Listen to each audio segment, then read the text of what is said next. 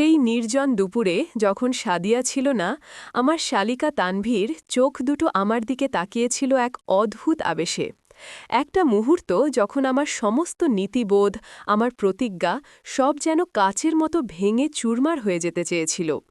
আমার মন বলছিল, না, এটা ঠিক নয়, কিন্তু আমার হৃদয় তখন অন্য এক সুর বাজাচ্ছিল, যা আমি বহু বছর ধরে নিজের অজান্তেই লালন করে আসছিলাম।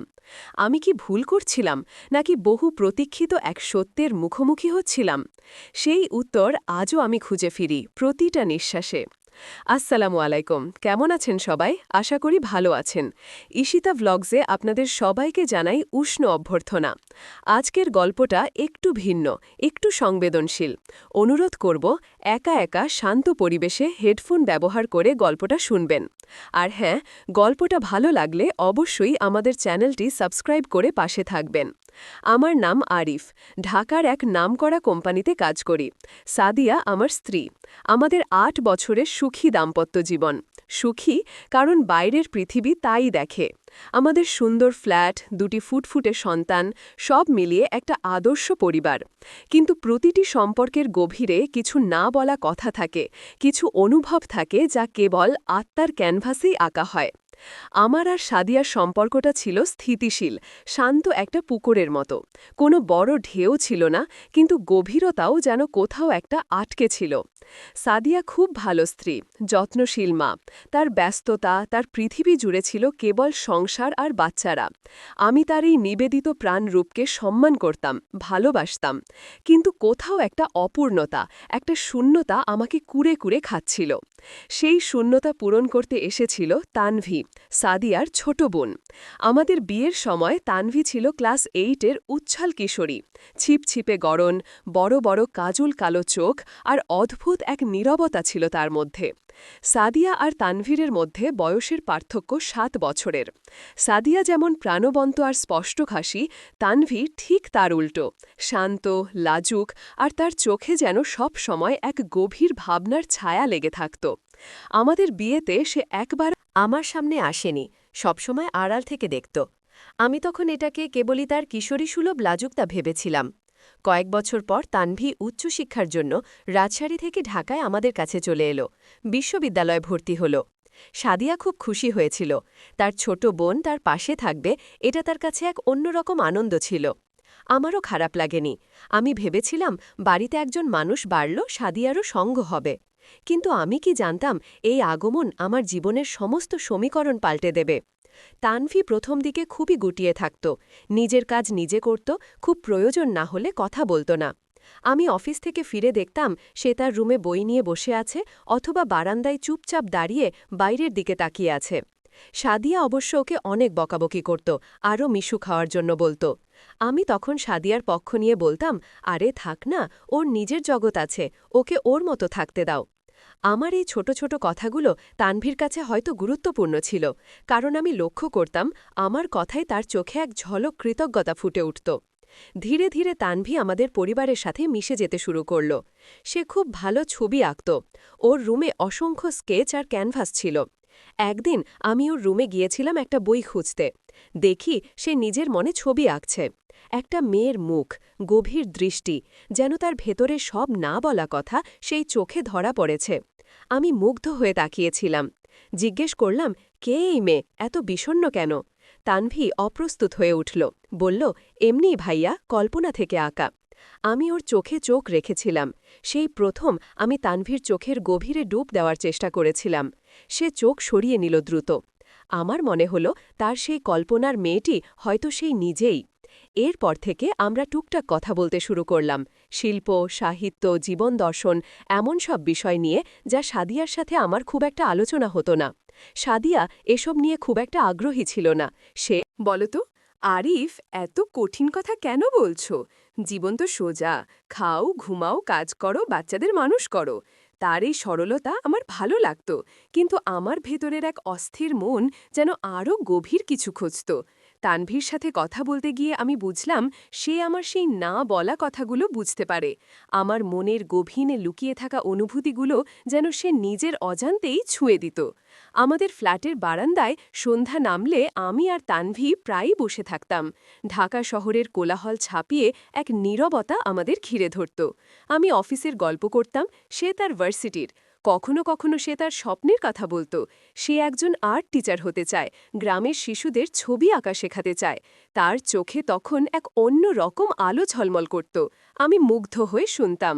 সাদিয়ার কাছে আমার স্বপ্নগুলো ছিল শুধুই উচ্চাকাঙ্ক্ষা, কিন্তু তানভি আমার প্রতিটি স্বপ্নকে গুরুত্ব দিত। সে আমার চোখে চোখ রেখে বলতো, ভাইয়া, আপনার এই স্বপ্নগুলো খুব সুন্দর, আপনি একদিন ঠিক পারবেন। তার এই ছোট ছোট উৎসাহগুলো আমার মনে এক নতুন প্রাণ সঞ্চার করত। এভাবে দিন কাটছিল। আমি নিজের অজান্তেই তানভীর প্রতি এক গভীর টান অনুভব করতে শুরু করলাম। এটা কি ভালোবাসা, নাকি শুধুই এক মানসিক নির্ভরশীলতা?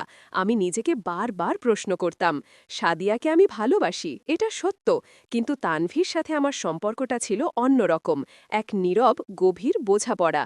তার দিকে যখন তাকাতাম মনে হতো যেন সে আমার ভেতরের সব কথা পড়ে ফেলছে। তার স্পর্শে, এমনকি তার হাতের সামান্য ছোঁয়াতেও আমার বুকের ভেতর কেমন জানি এক উষ্ণতা অনুভব করতাম। আমি নিজেকে বোঝাতাম, সে আমার শ্যালিকা, সাদিয়ার বোন, এটা ভুল, মহাপাপ।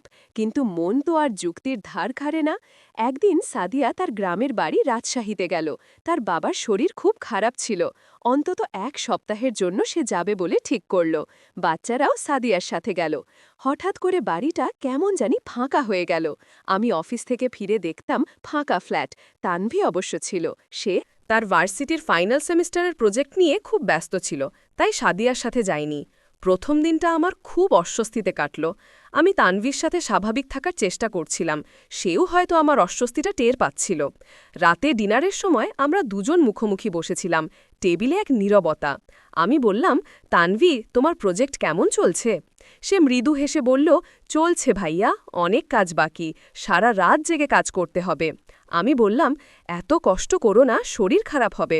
আমার এই উদ্বেগটা হয়তো একটু বেশিই ছিল, যা আমার ভেতরের অনুভূতিগুলো প্রকাশ করে দিচ্ছিল। তানভি আমার দিকে এক পলক তাকালো, তারপর চোখ নামিয়ে নিল। পরের দিনগুলো আরও অদ্ভুত ছিল। সাদিয়া না থাকাতে আমাদের দুজনের মধ্যে যেন এক অদৃশ্য দেয়াল ভেঙে গেল। আমরা দুজনেই কাজপাগল মানুষ। আমি অফিস থেকে ফিরতাম আর সে ভার্সিটি থেকে। রাতে আমরা একসঙ্গে খেতাম, টিভি দেখতাম। একদিন রাতে লোডশেডিং হলো। পুরো ঢাকা শহর অন্ধকারে ডুবে গেল। আমাদের ফ্ল্যাটটাও অন্ধকার। আমি মোমবাতি জ্বালালাম। তানভি তখন বারান্দায় বসেছিল। আমি তার পাশে গিয়ে বসলাম। আবছা আলোয় তার মুখটা দেখা যাচ্ছিল। সে তাকিয়েছিল দূরের আকাশের দিকে, যেখানে তারাগুলো মিটিমিটি জ্বলছিল। আমি বললাম, কি ভাবছ? সে দীর্ঘশ্বাস ফেলে বলল, জীবনটা খুব অদ্ভুত, তাই না ভাইয়া? কিছু জিনিস আমরা চাইলেও পাই না, আবার কিছু জিনিস না চাইতেই পেয়ে যাই। আমি তার দিকে তাকালাম। এই কথাগুলোর গভীরতা আমাকে ছুঁয়ে গেল। আমি বললাম, কিছু জিনিস তো আমাদের ভাগ্যে লেখা থাকে না তানভি, চাইলেও সব পাওয়া যায় না। সে আমার দিকে তার সেই গভীর চোখ তুলে তাকালো। মোমবাতির আবছা আলোয় তার চোখ দুটো যেন আরও মায়ামল লাগছিল। সে বলল, কিন্তু কি হবে যদি যেটা চাই না সেটাই পেয়ে যাই, আর যেটা চাই সেটা হাতের কাছে থেকেও না পাই?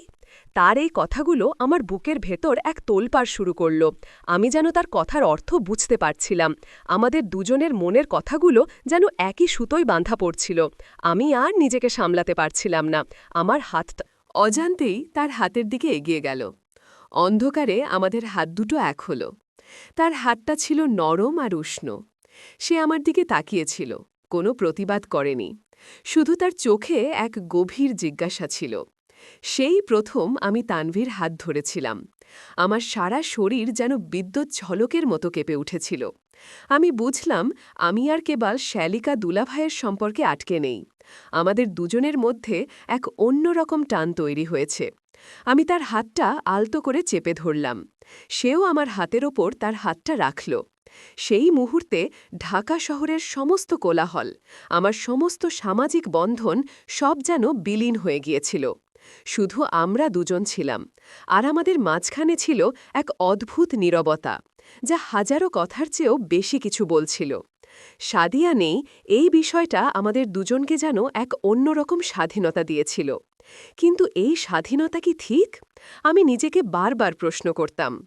পরদিন সকালে যখন ঘুম ভাঙল, আমার মনে এক অপরাধবোধের পাহাড় জমা হয়েছিল। আমি নিজেকে ধিক্কার দিলাম। কিন্তু তানভি, সে কি আমার মতোই অনুভব করছিল? পরের কয়েকটা দিন আমরা দুজনেই এক অদ্ভুত অস্বস্তির মধ্যে ছিলাম। আমরা দুজন দুজনকে এড়ানোর চেষ্টা করছিলাম, কিন্তু পারছিলাম না। আমাদের চোখাচোখি হলেই এক ঝলক অজানা আবেগ খেলে যেত। একদিন রাতে আমি অফিস থেকে ফিরে এসে দেখি তানভি সোফায় বসে কাঁদছে। আমার বুকটা ধক করে উঠল। আমি তার পাশে গিয়ে বসলাম। বললাম, কি হয়েছে তানভি, কাঁদছ কেন? সে মাথা নিচু করে বলল, কিছু না ভাইয়া। আমি তার কাঁধে হাত রাখলাম। বললাম, তুমি তো আমার ছোট বোনের মতো। কি হয়েছে আমাকে বলতে পারো?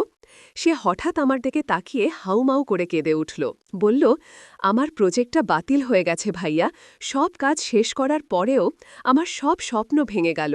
আমি তাকে সান্ত্বনা দেওয়ার চেষ্টা করলাম। বললাম, আরে পাগলি, একটা প্রজেক্ট বাতিল হলে কি জীবন শেষ হয়ে যায় নাকি? নতুন করে চেষ্টা করবে। আমি তো আছি তোমার পাশে। তার কান্না আরও বেড়ে গেল। সে আমার বুকে মাথা রেখে কাঁদতে লাগল। আমি তাকে জড়িয়ে ধরলাম। তার উষ্ণ শরীর, তার ভেজা চুল আমার গালে স্পর্শ করছিল। সেই মুহূর্তে আমি নিজেকে আর আটকে রাখতে পারিনি।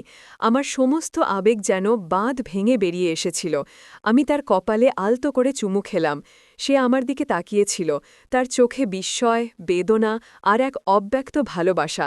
সেই রাত ছিল আমাদের সম্পর্কের সবচেয়ে গুরুত্বপূর্ণ মোড়। লোডশেডিংয়ের রাতের নীরবতা আর প্রজেক্ট বাতিলের বেদনা সব মিলে যেন এক অন্যরকম পরিবেশ তৈরি করেছিল। আমি তাকে আরও শক্ত করে জড়িয়ে ধরলাম। সেও আমাকে আঁকড়ে ধরেছিল। আমাদের ঠোঁট এক হল, এক গভীর, দীর্ঘ চুম্বন। সেই চুম্বনে ছিল বছরের পর বছর ধরে জমে থাকা নীরব ভালোবাসা, না বলা কথা আর এক নিষিদ্ধ আকাঙ্ক্ষা। আমি জানতাম এটা ভুল, জানতাম আমি সাদিয়ার সাথে বিশ্বাসঘাতকতা করছি। কিন্তু সেই মুহূর্তে আমার সমস্ত বিচার বুদ্ধি যেন লোপ পেয়েছিল। শুধু আমার হৃদয় আর তানভীর হৃদয় এক হয়ে গিয়েছিল। আমাদের সেই ভালোবাসা ছিল এক আগুনের মতো, নিষিদ্ধ, সুন্দর আর ধ্বংসাত্মক। পরের কয়েকটা দিন আমরা যেন এক ঘোরের মধ্যে ছিলাম। সারাদিন নিজেদের এড়ানোর চেষ্টা করতাম, কিন্তু রাতে যখন সবাই ঘুমিয়ে পড়ত অথবা যখন আমরা দুজন একা হতাম, তখন আমাদের ভেতরের টানটা তীব্র হয়ে উঠত।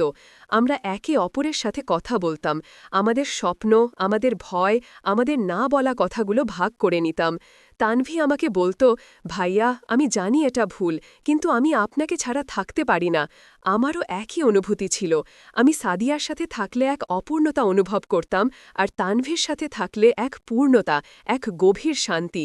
কিন্তু এই লুকোচুরি কতদিন চলতে পারে? আমি জানতাম সাদিয়া ফিরে আসার পর আমাদের সব স্বাভাবিক হয়ে যাবে। এই টান, এই সম্পর্ক, সব কিছুর ওপর এক গভীর পর্দা পড়ে যাবে। এই চিন্তা আমার মনকে কুড়ে কুড়ে খাচ্ছিল। আমি কি তানভীকে মিথ্যা আশা দিচ্ছিলাম, নাকি সেও আমার মতোই এক অনিশ্চিত ভবিষ্যতের দিকে এগিয়ে যাচ্ছিল? সাদিয়া ফিরে আসার দিন ঘনিয়ে আসছিল। বিষণ্ণ ছিলাম।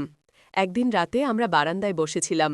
ঢাকা শহরের আলো ঝলমলে দৃশ্য আমাদের সামনে, কিন্তু আমাদের মন ছিল অন্ধকারে আচ্ছন্ন। তানভী আমার দিকে তাকিয়ে বলল, ভাইয়া, সাদিয়া আপু ফিরে আসার পর কি সব শেষ হয়ে যাবে? আমি তার চোখের দিকে তাকিয়েছিলাম। কি উত্তর দেব আমি নিজেও তো জানি না। আমি বললাম, আমি জানি না তানভী, আমি জানি না। সে আমার হাত ধরে বলল, আমার খুব ভয় লাগছে ভাইয়া, আমি আপনাকে ছাড়া কিভাবে থাকব? আমি তাকে জড়িয়ে ধরলাম। তার চোখে পানি, আমারও চোখ ভিজে আসছিল। আমরা দুজনেই জানতাম এই সম্পর্কটা কোনোদিন আলোর মুখ দেখবে না। এটা কেবলই এক গোপন অধ্যায় হয়ে থাকবে আমাদের জীবনে। সাদিয়া ফিরে এলো, বাচ্চারা ফিরে এলো, আমাদের ফ্ল্যাটটা আবার কোলাহলে ভরে উঠল। সাদিয়া খুব খুশি ছিল। সে আমার দিকে তাকিয়ে বলল, জানো আরিফ, তোমাকে ছাড়া আমার একদম ভালো লাগছিল না। আমি তার কথায় মৃদু হাসলাম। আমার বুকের ভেতর এক তীব্র অপরাধ বোধ আমাকে কুড়ে খাচ্ছিল। তানভীও স্বাভাবিক থাকার চেষ্টা করছিল। সে সাদিয়ার সাথে গল্প করছিল, বাচ্চাদের সাথে খেলছিল। কিন্তু আমি তার চোখে সেই নীরব বেদনাটা দেখতে পাচ্ছিলাম। সে আমার দিকে তাকানোর চেষ্টা করছিল না, কিন্তু যখনই আমাদের চোখাচোখি হতো, এক ঝলক বেদনা আর ভালোবাসা খেলা করে যেত। সেই রাত থেকে আমরা দুজনেই নিজেদের গুটিয়ে নিলাম। তানভী তার প্রজেক্ট নিয়ে আবার ব্যস্ত হয়ে পড়ল। সে আমাকে এড়ানোর চেষ্টা করত, আমিও তাকে। আমাদের মধ্যে এক নীরব দেয়াল তৈরি হল, যা ভাঙার সাহস আমাদের কারোই ছিল না। আমি জানতাম এই সম্পর্কটা এখানেই শেষ, এটা শুরু হওয়ার আগেই শেষ হয়ে গিয়েছিল। কিন্তু এর স্মৃতি, এর তীব্র অনুভূতি আমাকে সারা জীবন তাড়িয়ে বেড়াবে। কয়েক মাস পর তানভি তার প্রজেক্ট শেষ করল, সে ভার্সিটি থেকে পাশ করে গেল। এরপর সে ঘোষণা করল সে গ্রামের শিশুদের ছবি আঁকা শেখানোর জন্য সিলেটে চলে যাবে। সাদিয়া খুব অবাক হল। আমি জানি এটা তার সিদ্ধান্ত ছিল, সে আমাকে এড়িয়ে চলার জন্য, এই সম্পর্ক থেকে মুক্তি পাওয়ার জন্য এই কঠিন সিদ্ধান্ত নিয়েছিল। আমি তাকে আটকাতে পারিনি, আমারও কোনো অধিকার ছিল না। তানভি চলে যাওয়ার দিন সে সবার কাছ থেকে বিদায় নিল। আমার কাছে এসে এক পলক তাকালো। তার চোখে ছিল এক বিদায়ের বেদনা, এক না বলা ভালোবাসা। আমি তার দিকে তাকিয়ে শুধু বললাম, ভালো থেকো তানভি। সে মৃদু হেসে মাথা নাড়ল। তারপর সে চলে গেল, আমাদের জীবন থেকে, আমার জীবন থেকে। আজও যখন আমি বারান্দায় বসে ঢাকা শহরের দিকে তাকিয়ে থাকি, আমার তানভীর কথা মনে পড়ে। তার সেই গভীর চোখ, তার নীরবতা, তার শিল্পপ্রেম। আমি জানি আমি সাদিয়াকে ভালোবাসি, কিন্তু তানভীর সাথে আমার যে সম্পর্ক ছিল তা ছিল আমার জীবনের এক অন্যরকম অধ্যায়, এক নিষিদ্ধ প্রেম, যা শুরু হয়েও শেষ হয়ে গিয়েছিল। আমি মাঝে মাঝে ভাবি, যদি সাদিয়া না থাকত, যদি পরিস্থিতি অন্যরকম হতো, তাহলে কি আমাদের সম্পর্কটা পরিণতি পেত? এই প্রশ্নের উত্তর আমার জানা নেই। শুধু জানি কিছু ভালোবাসা অসম্পূর্ণই রয়ে যায়, কিছু গল্প লেখা হওয়ার আগেই শেষ হয়ে যায়। আর সেই অসম্পূর্ণ গল্পগুলোই আমাদের জীবনের সবচেয়ে গভীর ক্ষত হয়ে থাকে। গল্পটা হয়তো আপনাদের অনেকের মনে দাগ কেটেছে। ভালোবাসা, সম্পর্ক আর অনুভূতির এই জটিল জালে আমরা সবাই কখনো না কখনো জড়িয়ে পড়ি। আপনাদের কেমন লাগলো এই গল্পটি? অবশ্যই কমেন্ট করে জানাবেন। ভিডিওটি ভালো লাগলে লাইক করবেন, বন্ধুদের সাথে শেয়ার করবেন। আর ঈশিতা ভ্লগস চ্যানেলটি সাবস্ক্রাইব করতে ভুলবেন না। পাশে থাকুন, এভাবেই আমরা আপনাদের জন্য নতুন নতুন গল্প নিয়ে হাজির হব। ধন্যবাদ।